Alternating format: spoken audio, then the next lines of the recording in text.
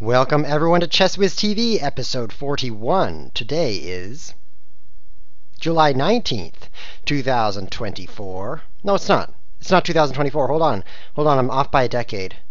It is 2014, and today we are giving a lesson away. This is the lesson lottery, and our student has just dialed in. He was a little bit late to his computer, so one moment, please. Let me get that all hooked up. Well, Brock, I can hear you, but the viewers can't, so one moment, please. You want to throw your video on there? All right, viewers are in the dark. Let's get the audio up and running. Click this button right here. Brock is halfway here. Give us a test. Say something, Brock. I think we should be good. I think everybody heard that. Please give a warm welcome to Brock, who won the free chess lesson. And now we'll get him on the screen here, because that would make this much better. See if this works. Oh, not quite. Still working. Hold tight. Click, click, click, and click. 4 clicks. Technical difficulties, ladies and gentlemen. Let's make this thing a little bit larger. You see that tiny thing down there? I think that's Brock. There he is. And also, there's my controls. Still working on it. Still working on it. Wow, this is much harder than I expected. I have to do all this clicking. It's hard on the finger. Okay, I think you're on. Excellent. What's awesome. Hello. Well, let's just jump right into the chess. I mean, we got a late start, so no more time to waste. Sorry about that. I was actually playing chess. Playing chess? What a waste of time. What are you doing with your life? All right, so we're going to start off with just starting off with a game of chess, and we'll talk through what we're thinking about during the game, and then from there we'll go in a different direction depending on how it goes. Okay. So let me just hit play with a friend here, and it's going to be my good friend Brock. You guys can't see this on the screen yet, but I will bring that up just shortly. I'm going to give him white, and let me paste this special message to our friend. So just go ahead and click that, Brock, and let's jump over to the main view right there. Oh, he's so visible. Do you see a little bit of yourself on your computer there, Brock? Can you see yourself? You can't. I mean, I can switch back to Skype and see myself. Oh, okay. Just wondered if you could see yourself or not. I mean, do you need me to look at the stream? Nope, you're good now. You were like way off to the side of the camera, like almost cut off, but now you've moved to the middle, so you're perfect. Oh, okay, let me straighten up. All right, there you go. You got to sit up like ChessWhiz when you're on air. There we go. Okay, so do you see the game? Yeah, I'm in. Excellent. Let's get started. So you're white. You have to throw out the first move. So a queen's pawn opening. Wow. Well, we'll play the double queen's pawn. Keep things simple.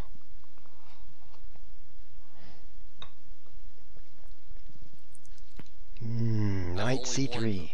So I've only won once as white. Only won one chess game ever as white? Yeah.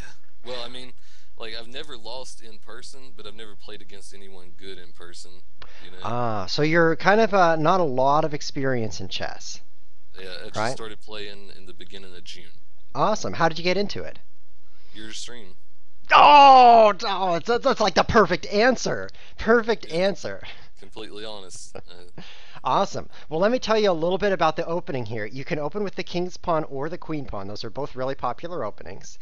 When you use the queen's pawn, which is the one in front of the queen, a lot of players like to use the pawn right next to that, the queen's bishop pawn, the c pawn. Yeah, I'm scared of that. Well, you've got to get over your fears, because that'll really help you to fight for the center.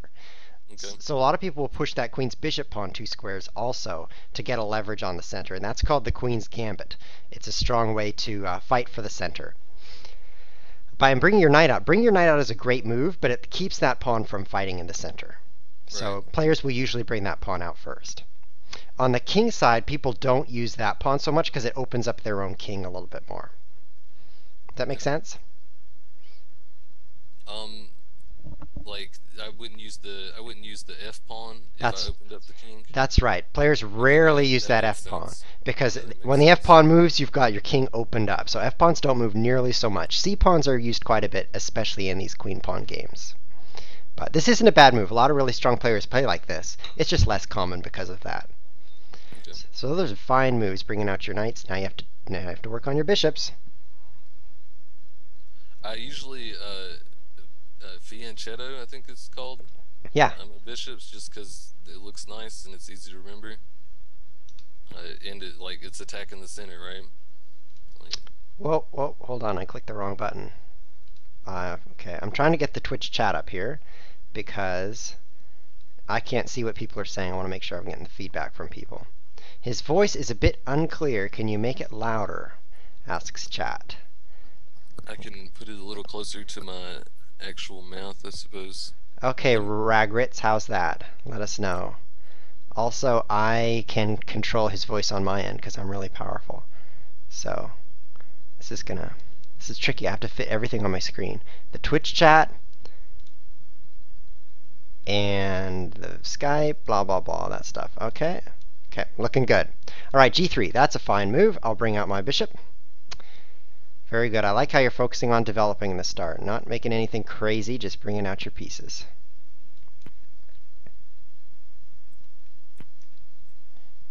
Very good.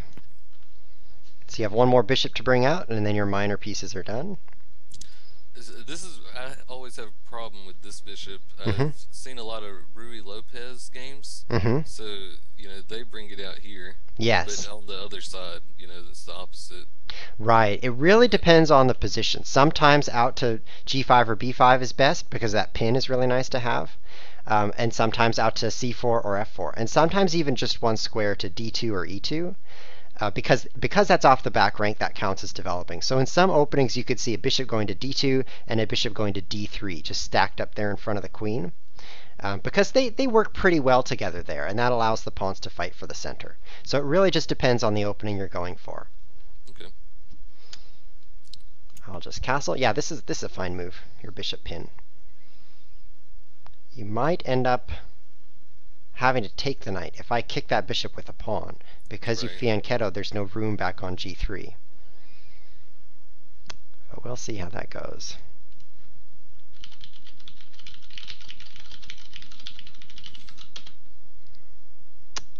Dum, dum, dum. Typing and clicking, some of my favorite things to do. Now I feel stuck. Like, Well, if you remember back from episode 30, you've got your steps to do in the opening, and you're not finished developing.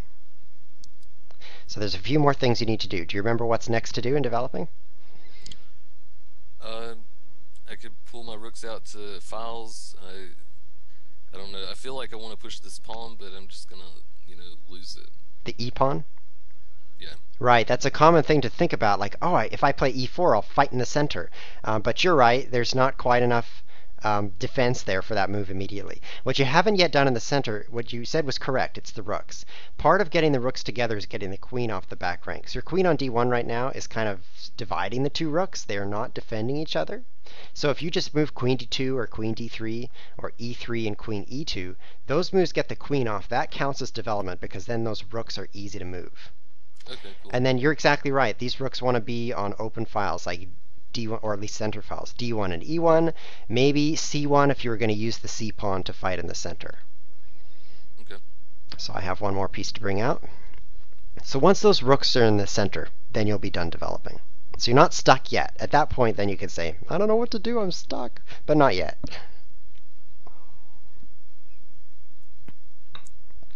Very good. Okay, I'm going to put the question to your bishop. You either have to trade it for a knight. I've been avoiding trading bishops for knights because just one time you said that it was easier in games for bishops than knights. Yes. And ever since then, I've been trying to trade, knights for bishops instead.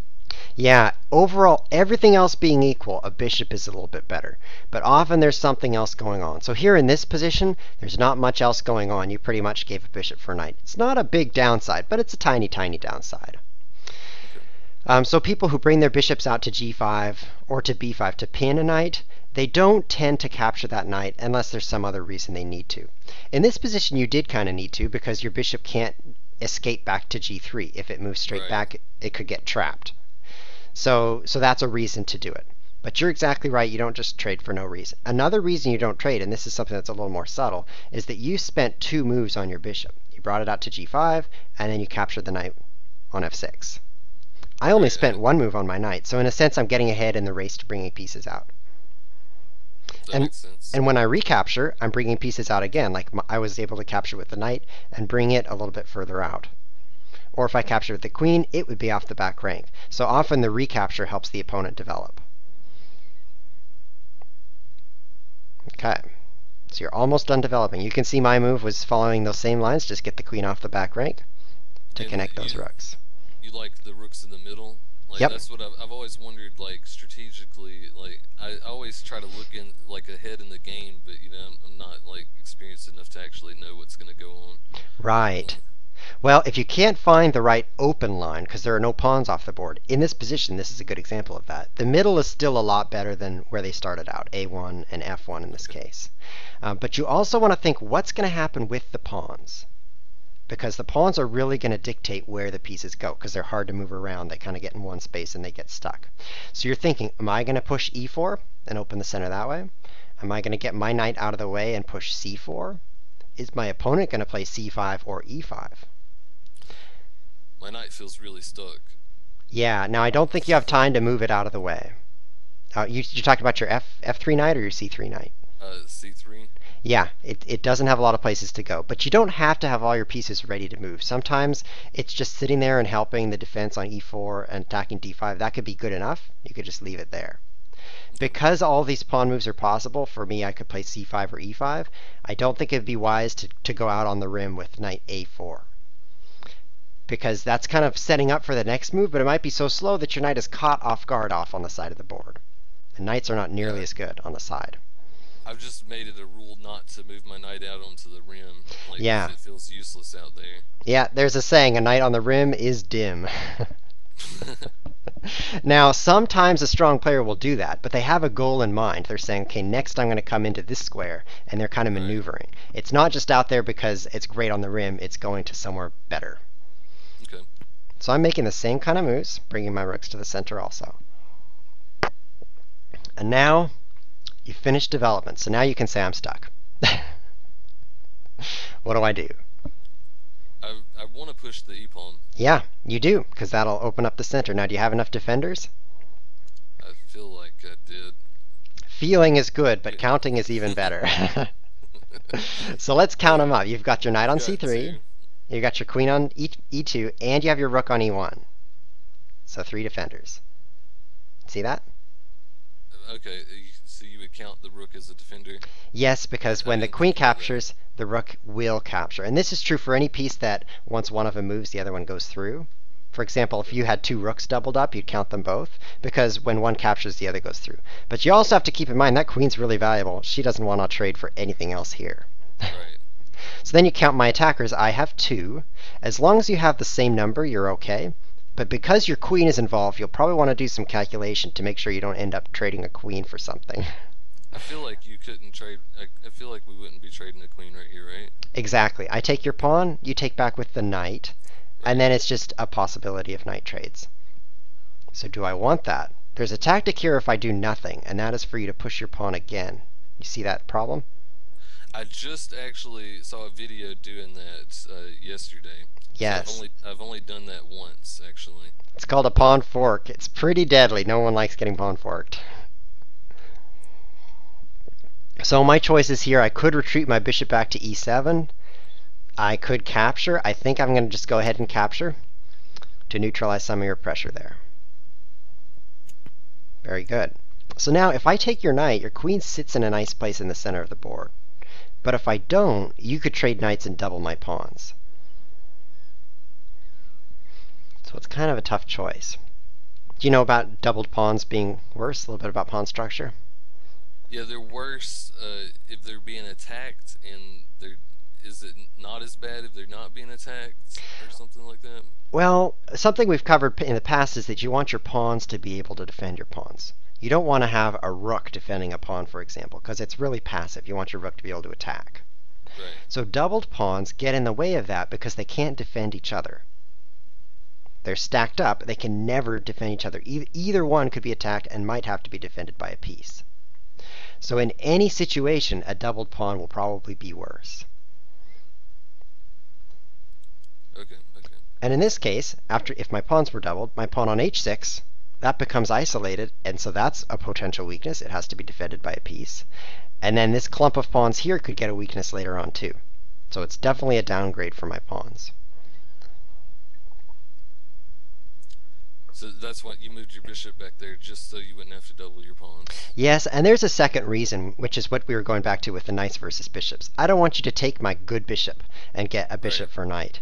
This is my good bishop because it's on a black square, and all my center pawns are on white squares. So this is my better bishop. I want to keep it alive. Okay, cool.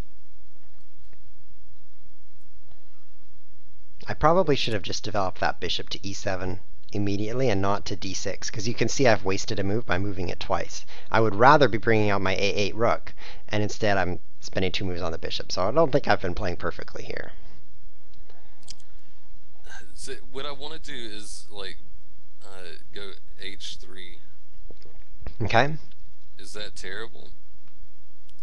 Well, the downside is it creates a little bit of weakness over there on the king side. That h3 Right. pawn is defended by a piece instead of a pawn. But it's a small weakness. It's nothing major. It's just something to consider. If I take your knight, then you're pretty happy. You got a bishop for knight, and you've neutralized that pin, because that pin right now could be kind of annoying for you. If I move back, though, you have to have a plan in mind. You kick my bishop, and it moves back bishop h5. You want to think ahead, what am I going to do next? Because if you don't have a plan, then you're not, even if that's the best move, you're not doing it for the right reasons. Okay. It doesn't seem like it would put any advantage my way doing that. Like it was just like a forcing move. So Well, the one thing it allows, if h3, bishop h5, is you could play g4, push the bishop out further. See how that works? okay, that would be worth it. Well, it takes a little more space on the king side, but it really makes your pawns worse. When they're out there, they're more fragile, and now they're on the same color as your bishop, so your bishop becomes less potent. So I don't think that would be a good sequence. It would also push my bishop back to g6, where it would be very effective on that longer diagonal. Okay. So yeah, maybe you don't want to play h3. It's maybe okay, maybe not, but something you want to look ahead to and say, how do I like this position? Is it really better than the one I have? I really like that move, though, taking that space in the center. Okay, cool. And I've got one more development move to make. I'm going to give you some more time, because time control was a little bit short. Like I almost certainly would have done h3 right there. Uh-huh. Well, you also see in really fast games people throwing out that pawn move because it forces the opponent to respond. They have to do something, and that's going to use up time on their clock. And online, I'm sorry to say, people mostly play really fast games. So you see a lot of moves played like that without really thinking it through. So moves like h3 are played too much, especially online. But that doesn't mean they're bad. They're just overplayed. Okay, so maybe I should watch less Lot Chess TV, Well, where they're playing 1 minute games. you can get a good feel for 1 minute that way, but those are fast games. So you often see players making moves like that when that might not be the best move at a slower game. Right. Okay. So now you can say, okay, I'm stuck. What do I do? Right? You've taken some more center, but your rooks are already in a good position. I was thinking b2 or queen to e3, Mm-hmm. but I don't. That's just I don't know why. You know. Well, moving your b pawn makes sense at first because you're kind of taking some more space, but that space is on the side of the board. So I actually think moving the b pawn would create a weakness for you. Anytime you're moving pawns, those pawns can't move back again. So it's a Okay. permanent change to your position. So you really want to say, is this an improvement or not? If you played b3, then these dark squares, a3 and b4, would be much weaker because my bishop could jump down there more easily. I didn't even think about that. I've been messed up by. I'm pretty sure I've had that problem before. Yeah, it's something that you become more aware of as time goes on, is that the pawns actually are really, really important. They are just 1 point each, but where they are, that's where they are. It's really hard to move them, really hard to get them into a new position. So once you've created a weakness, that's something the opponent can take advantage of. Okay, awesome. Queen e3 makes a lot of sense because it gets you out of that queen pin. You're still in the rook pin, though. So you really, at this point, you want to be planning ahead, what am I going to do for the next few moves? Because you could make, queen e3, and then what? Right? What do you do after that? It's hard to come up with a plan. Right. I always try to just trade my queens because I've been like checkmated by queens a lot. So I just like try to get them out of the way. Yeah. Well, overall, that goal is not getting you to an advantage because I mean, if the opponent's trying to trade queens, you're not even competing against him. Right. It's hard to come up with a plan in this position, so I could see why you're having some struggling with it. What do you think about d5 in the future? How do you feel about that pawn move? Normally I wouldn't do it because it's just walking into two pawns where I feel like I would be forced to move my knight.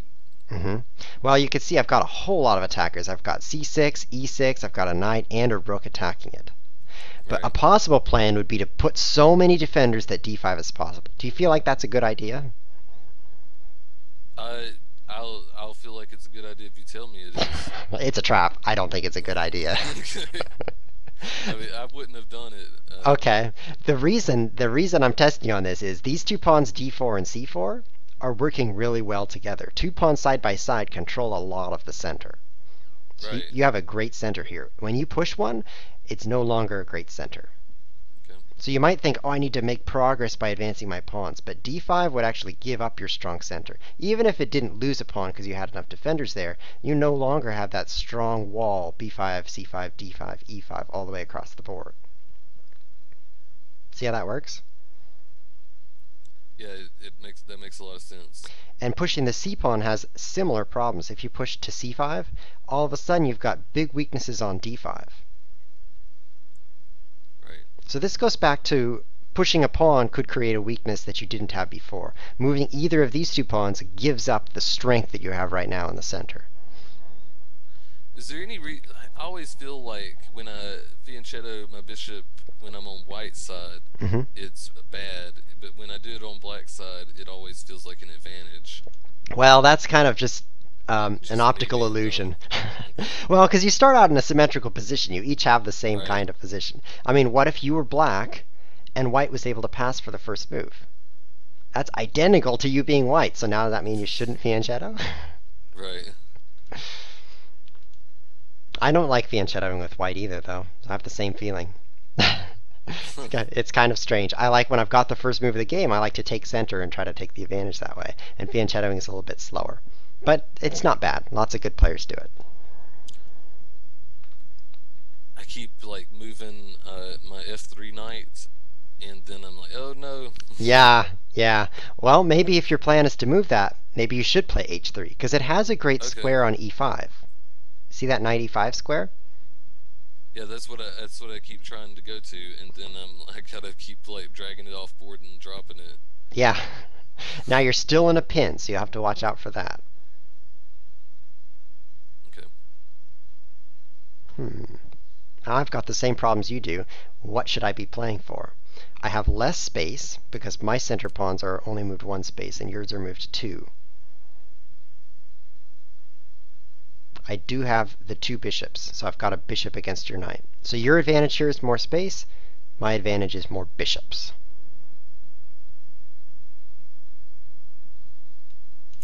Now that you moved your queen, I'll actually trade, which negates that move.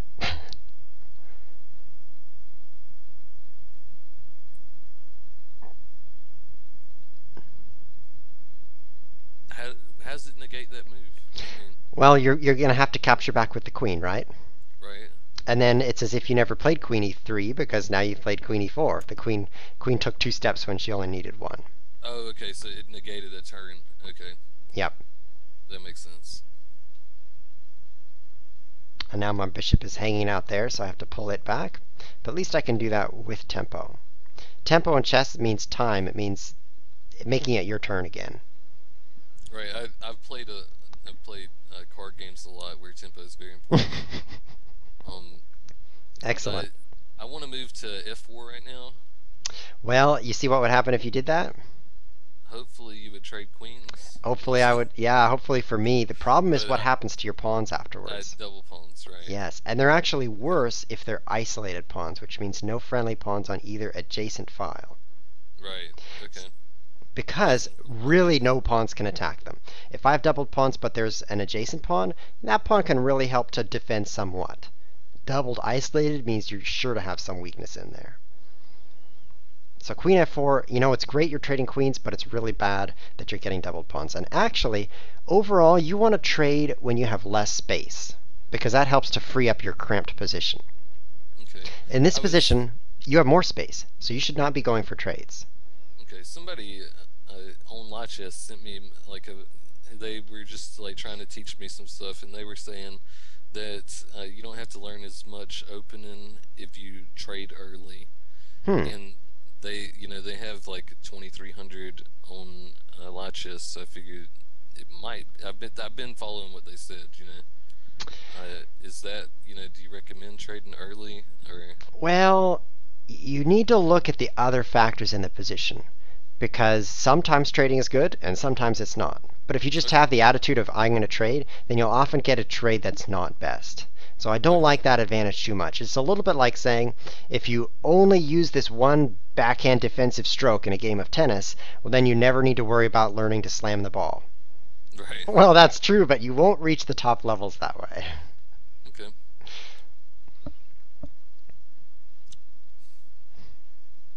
Back to e3.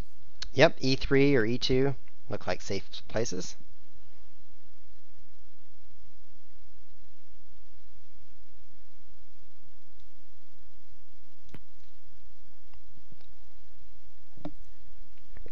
You're doing great in this game.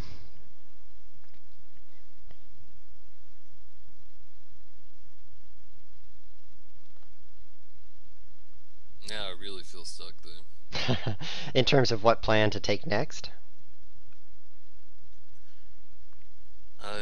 Yeah, I mean,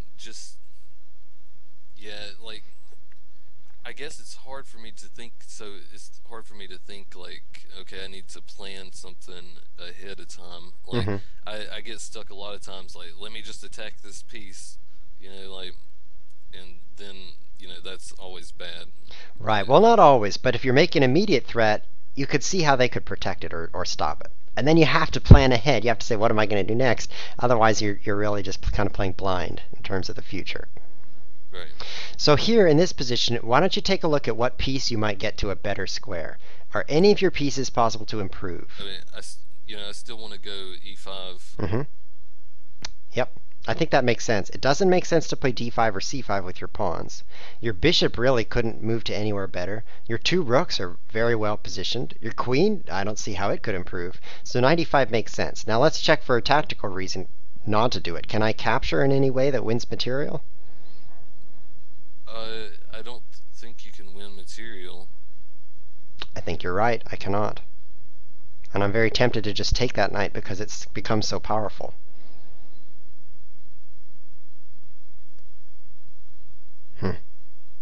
I like how your position doesn't have any weaknesses. There aren't any pawns that I can attack that force your pieces to go defend. You've set up your pawns very well.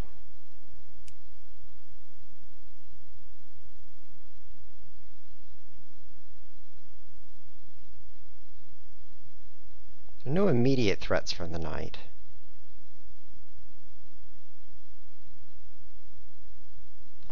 Your position is just so solid.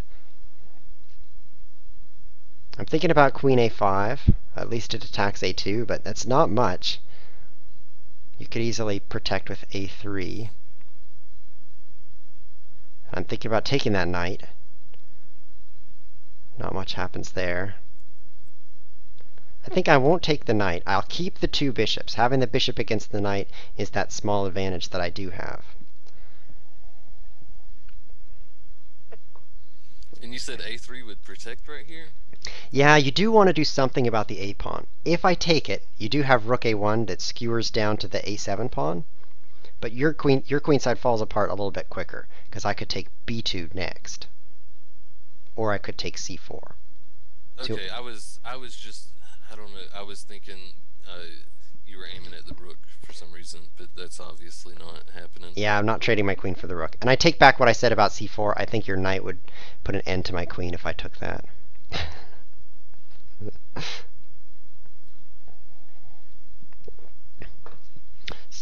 Okay, so that protects that. Now there's a little bit of weakness there, but not very much. You've weakened the white squares. The b3 square is no longer attacked by a pawn, but I don't think that's really going to come into play in this game. But that's the kind of thing you think about when you're moving your rook pawn like this, is what squares can no longer be protected by pawns.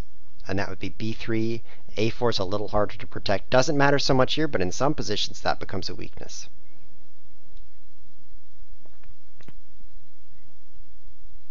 I'll just jump back here, see if I can stir up trouble. My moves are a little bit aimless.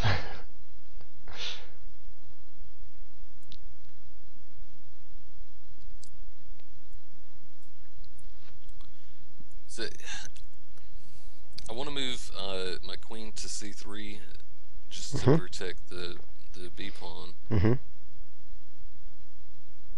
It's a solid place for the queen. I also liked moving one of your rooks up one square because that protects the b pawn. I didn't think about that. I would.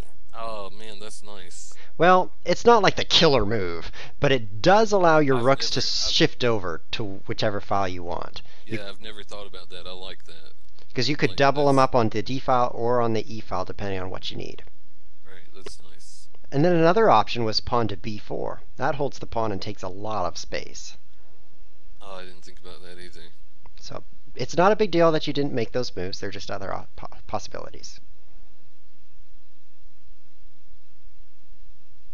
But you still have no weaknesses. I almost have a pin on the d file, but not quite. For example, if your rook was not on e1, if it was, say, way off the board, then I could take your knight, and the pawn would be pinned, so you couldn't recapture.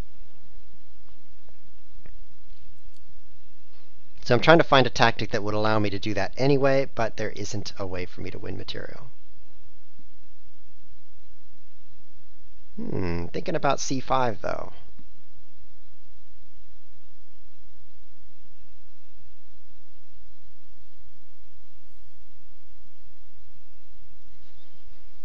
c5, if you take, I take with the queen, your knight is suddenly pinned to your queen again.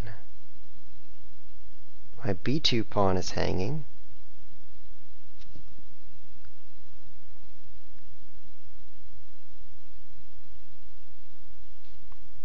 Yeah, it's probably not that good. I like getting my pawns off the light squares because that gets them away from being targeted by your bishop. But it is kind of nice actually having this b7, c6 structure because it's so, it's like biting on granite. Your bishop cannot break these pawns. So, I don't know what to do. My e8 rook would love to be more active. It would love to be, say, on t6 where it could be on the d file. But if I play rook d6 now, I think I get pawn forked.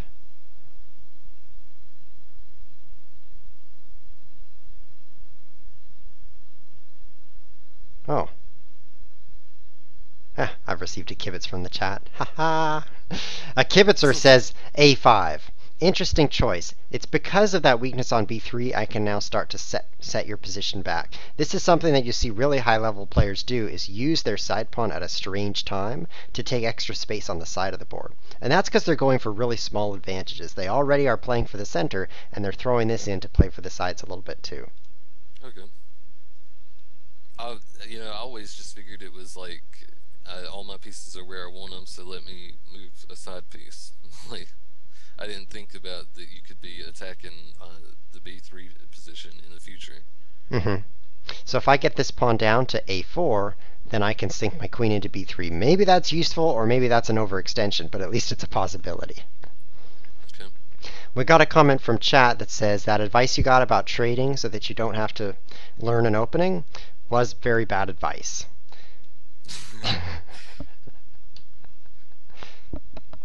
Noted.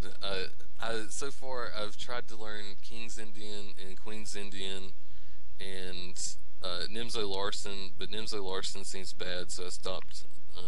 And I couldn't find much information on it. That's why I assumed it was bad. Well, knowing specific lines in the opening is not that important until you get to a pretty decent level because there's tactical things that come into play. There's end games that you need to learn. So all you need is one or two solid openings, and you can experiment with different openings. But you don't have to memorize a lot of moves till you get to a pretty high level. What would you recommend? Like, I do want to learn something for white, though. I enjoy playing the e4, which can lead to a lot of different lines because black could play the double king pawn or the French defense or the center counter or the Sicilian or the Caro-Kann, a lot of different things. So you just try things. I recommend trying a lot of different things because at your level, you want to get a lot of experience in a lot of different positions. If you have one thing that you always play, then if an opponent gets you into something you're not used to, you'll have less experience. So you want to be well-rounded. Right. Okay.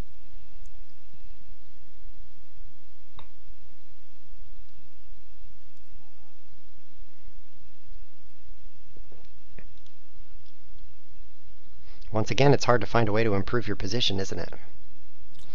Yeah, the only thing I see is the b4. Uh, if you take and I take, I don't think that creates anything bad. I'm just gonna do it. Yep, I think that's solid. I mean, you're preventing that danger of getting a backward pawn.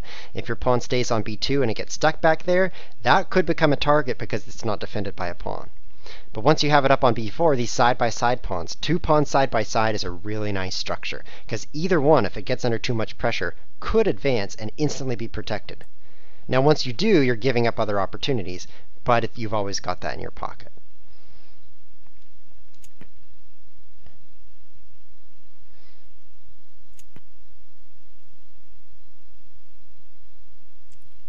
Okay. I still don't want to take your knight, even though it's looking so good. Just because I like my bishop versus knight. Let's shift over to this open file. Oh, maybe that wasn't a good move. Played it too quickly. We'll see.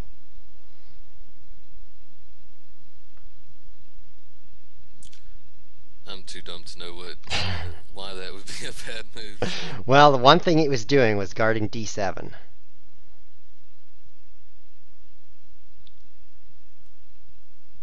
Oh shit. Oh, you gotta watch your language. You're on Chesswiz TV. I'm sorry. I'm sorry. I noticed It's that all right. you watched yours. I'm sorry. Oh, it's all right. So you're looking at knight d7 now, I'm sure.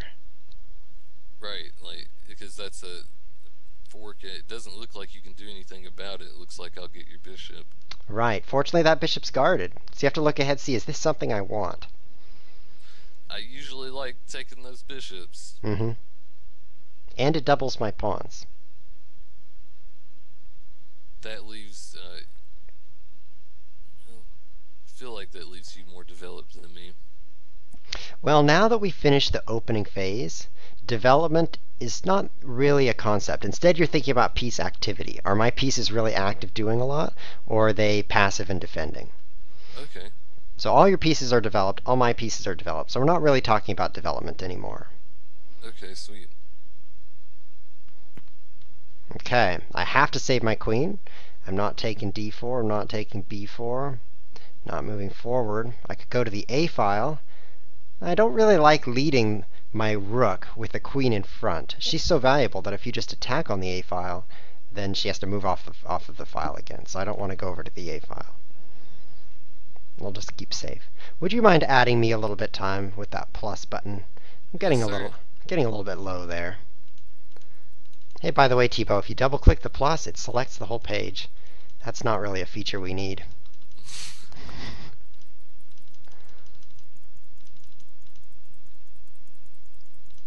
There we go. That's more like it. Okay, your knight's under attack.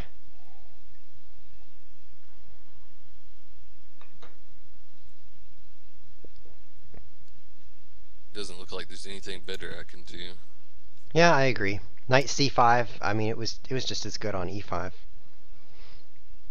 Probably better. So now I've got an isolated pawn. h6 pawn has no pawns on either file. No pawns on the j file. The I file. And I've got doubled pawns. So you've definitely improved your position here.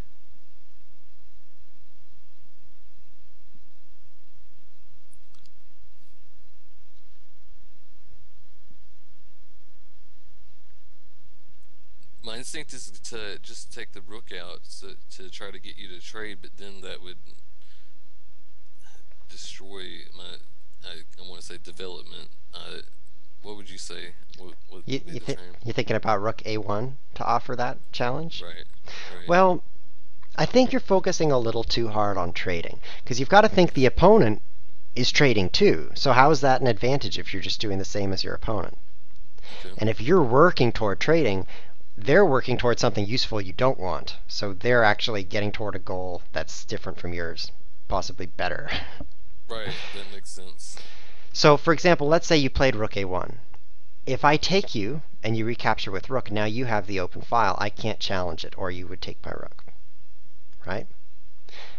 But if you played rook a1 and captured me, the same thing happens. When I recapture, I have the open file.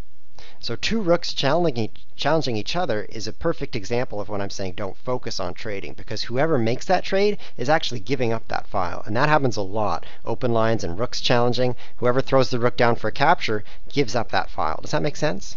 Yeah, I didn't think about that actually, because I've done this, against the computer, and they usually will let me go ahead and trade, and Mm-hmm. it always seemed like a mistake, but that makes perfect sense. Right, you're trading, well, they're trading too. So how's that an advantage? And now their Right. pieces are coming out a little bit more.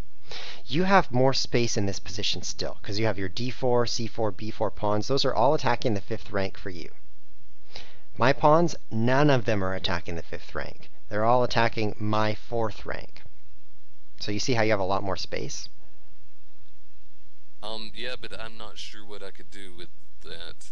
Well, the Uh, reason I talk about space is, like I said, if you have more, you want to keep pieces on the board, because that'll cramp your opponent.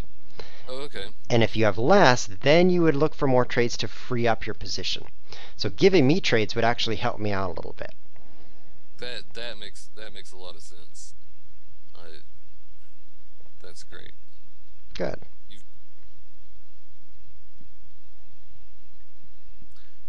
So rook a1, that's kind of nice to challenge that file. It's the only fully open file with no pawns on it. So it is a nice one to have. These center ones are semi-open. One of us has a pawn and the other doesn't. okay? I'll just make the move. Okay. That's what I wanted to place him.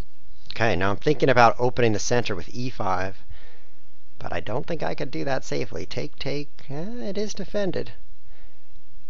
I like how if you take, I could undouble my pawns.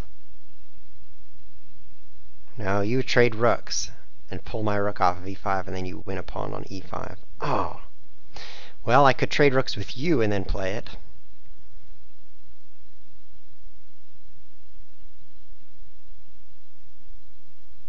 Take, take, push, push, take, take.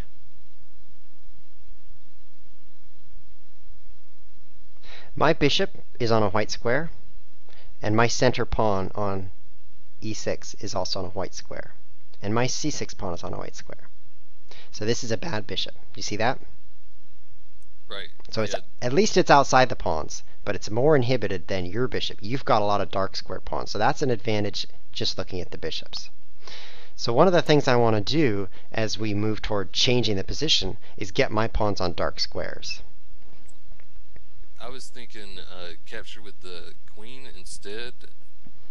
A 'Cause little strange. What are you thinking? I just because I would keep my position with the rook, but that wouldn't be good. It would be better to be on the open file with the for sure. Well, maybe tactically when I play e5, which is what I'm planning, you do want that rook there. But from a positional perspective, you would definitely capture with rook, because your queen behind these three pawns is pretty well situated. And your queen back on a1 is not as well situated. It's not doing as much back there. I mean, one of your next queen moves will be to just get it out of there and do something useful again. Right. And when you're holding an open file with the queen, it's a lot less stable, because if I challenge with the rook, I take it over. You don't want to trade queen for rook. So I guess you have to say which file is more important to you. Is the E file so important that you'll take with queen? Or is the A file important enough that you'll shift your rook over there? I guess the instinct was just the, like that was my plan originally was to get that e file. Mm-hmm. So I was wanting to keep it Mm-hmm. instead of trying to let my opponent force me into something else. Mm-hmm. Um, I'll do what you suggest though. All right. Well, I'm playing e5, which I would have played either way.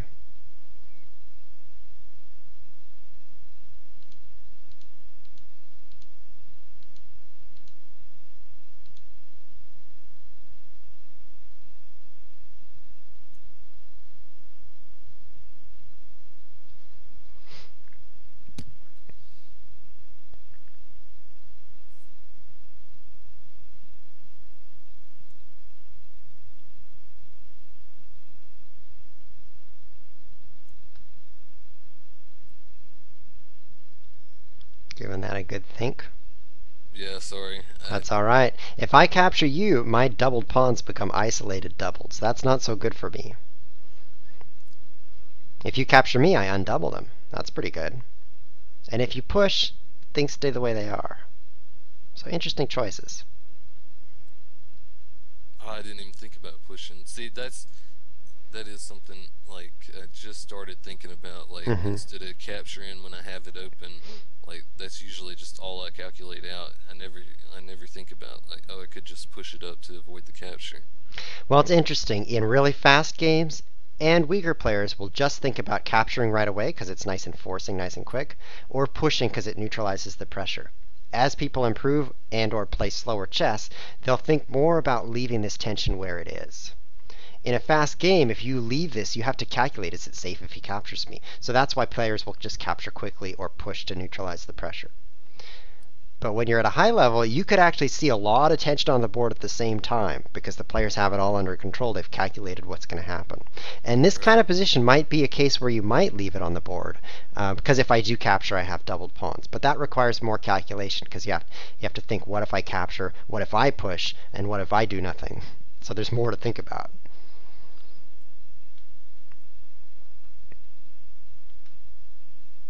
I almost want to pull my A back to E or F1. My rook back Mm-hmm. to E1. like. You think it would be better on E1? Oh Well, well, and because if you capture, yeah. Okay. yeah, that would pin me against the capture, so I couldn't capture. Okay. F1 it would be very poor because that rook is no longer active. It's just defending. Yeah, I guess like that's another thing. I'll like try to trick my opponent. It's like, and they never fall for it. Like, cause Yeah. I was thinking after F1 with the rook, I could push the F pawn, and then maybe if you took, then all you would have to attack that would be the queen. Hmm. Attack the rook on F4. Well, you Is can't that play. I call that hoping chess, and you right? can't play hoping chess. Right. Okay. Okay, so now you've got three attackers. If I take, I lose my rook. If I push, I get a very bad bishop. Pushing would make my pawns very bad. Bishop is blocked in by pawn. Now my two backwards pawns on f7 and f6 are very hard to defend. So I'll keep the pressure also.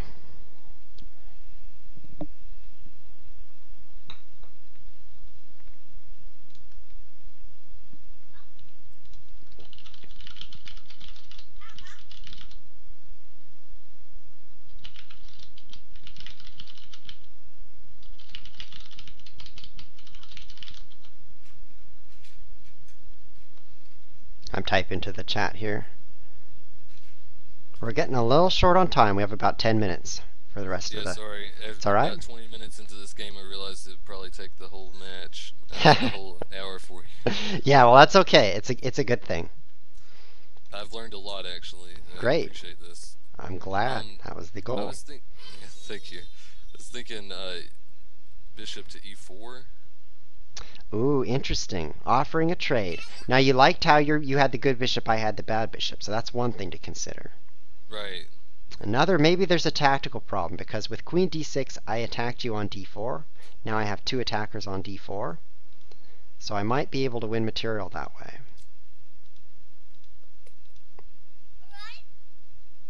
Maybe, maybe not. Take, take, take. It doesn't look like it. I might just not be thinking correctly. I think I could just take right away with queen takes d4.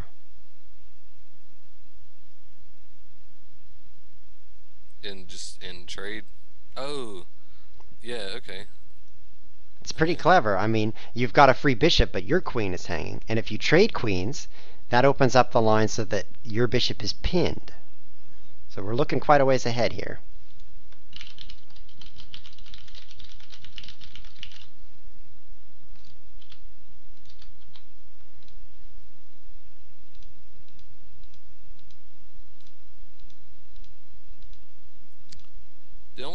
The only other thing I see is c5. c5. c5 creates a little bit more weakness in your pawns, for sure, on those white squares.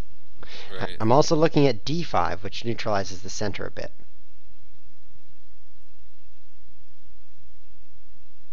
Because you want to protect d4. If you play c5, I think I could just take you. Oh no, I can't do that. I'm pinned.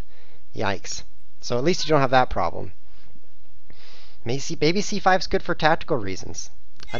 I don't like the feel of c5 because it creates weaknesses on the light squares. Okay.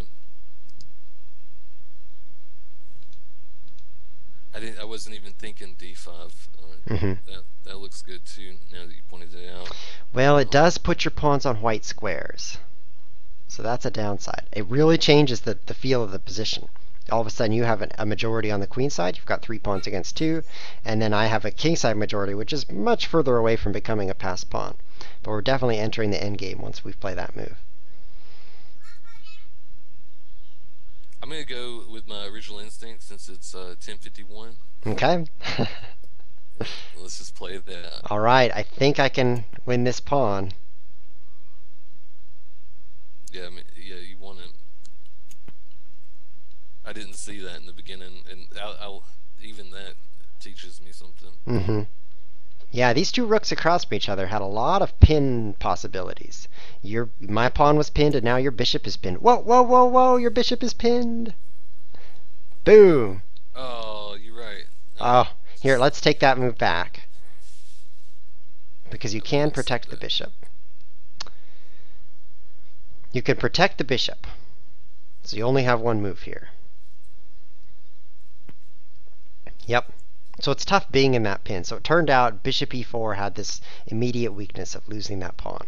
Right. I didn't even see that, obviously. Yeah. So we talked about when you've got more space, you want to avoid trades.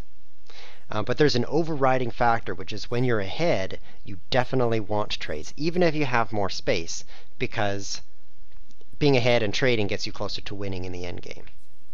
Okay. So here I'm ahead 1 pawn, so I like trading bishops. And because you're down 1 pawn, you want to keep rooks on the board, so that's the right way to recapture. Okay. Now we're in an endgame officially.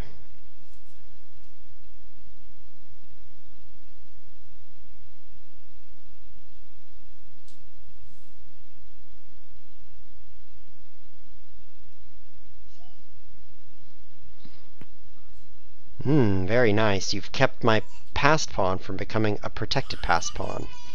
If I was able to play c5, that would become a really strong pawn.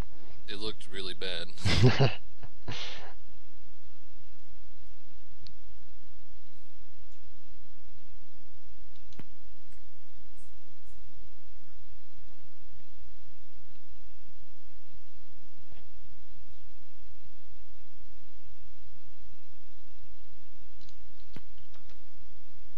Okay, now we're definitely in the endgame. Do you agree?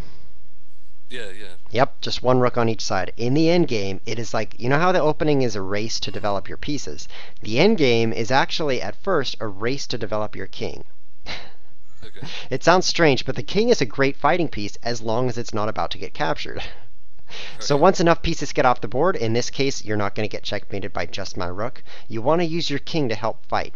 A king is actually about as strong as a knight or a bishop when it's fighting in the center, as long as there's no risk of checkmate.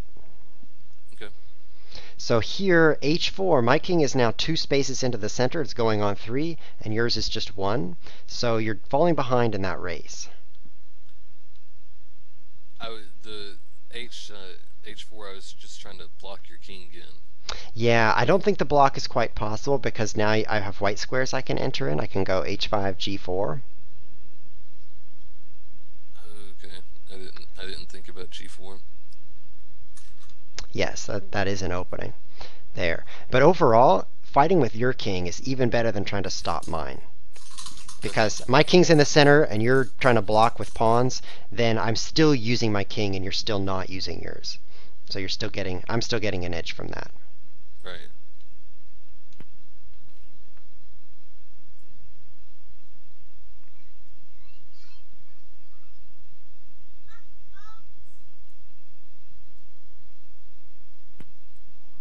Ah, so now you see my rook is attacking, your rook is defending. Yeah. So this is a little bit of an advantage for me. Rook endings are just like the middle game where you want your rooks active. So, shifting a rook behind a pawn, it's really tough on yourself. Now in this position, you could push your pawn to b5 and help activate your rook again. So this isn't that bad for you. But overall, the feeling of, oh, my pawn is attacked, I'll defend it with my rook, that could really get you tied up in knots. You want to find a way to be more active. Okay.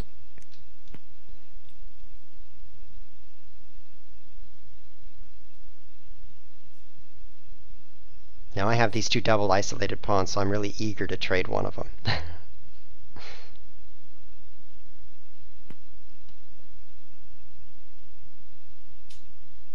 Hmm.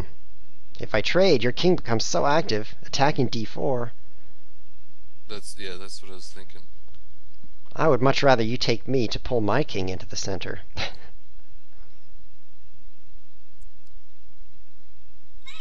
I'll throw this check in.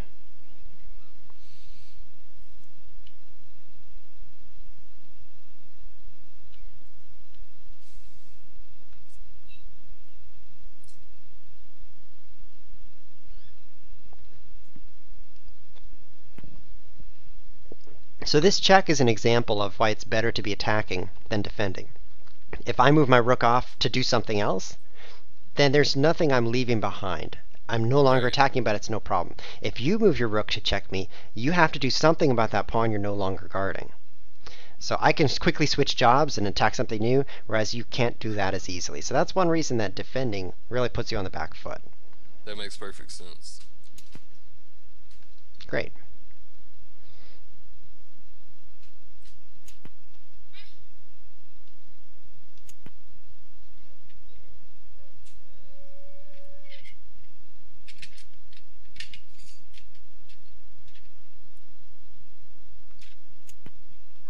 Good, you picked up pawns as fast as you can. Unfortunately, I picked them up a little bit faster. Yeah, I see that now. I don't think there was anything you could do to play that out any better. You activated your king, you came to the center and took that dangerous d4 pawn. So I think you did the best you could. Okay.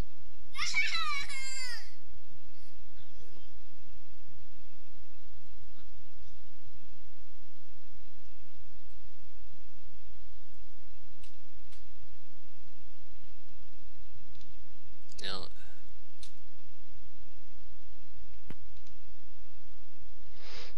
Once again, that's kind of a defensive move. Because right. back on c3, you're defending a pawn. If you move up to e5, the plan from there could be down towards b7 to take that pawn. I didn't even think about moving up.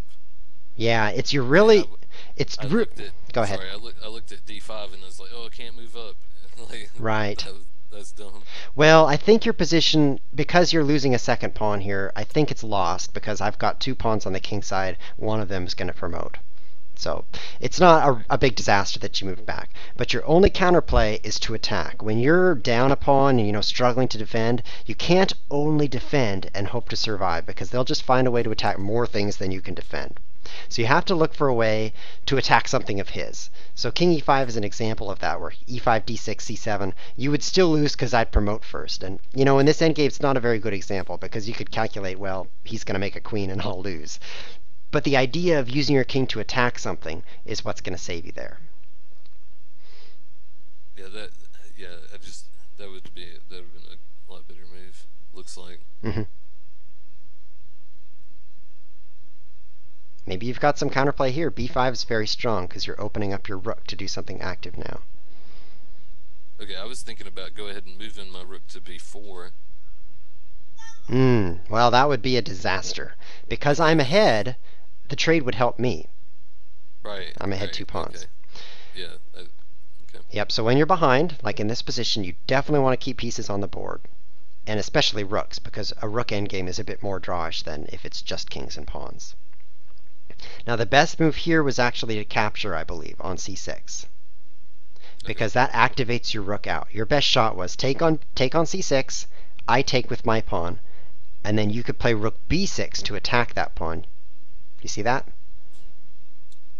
Take rook b6 to attack. Okay. Yeah. Yeah. Right, and it's So really that hard for would me to defend this that. lineup. Yep, so your rook becomes active, you attack a target. I can't defend that right away. My king's too far away and my rook is out of position. So you probably pick up that c6 pawn, and then you could start to create counterplay with that c5 pawn.